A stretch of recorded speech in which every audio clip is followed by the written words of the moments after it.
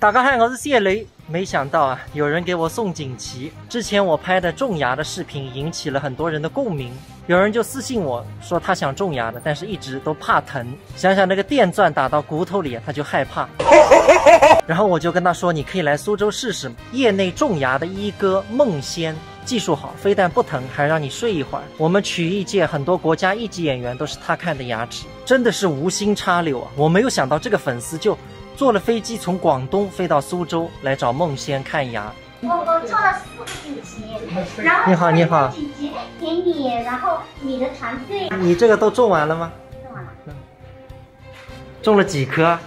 种了1口。这个锦旗也是我人生收到的第一个锦旗，我必须要给你，没有你我就不认识那个院长，太好了，跟孟院长，那个也是偶然的一个机会，才刷到那个小刘的这个事情。孟院长的这个技术确实是高。你种了1口，痛不痛啊？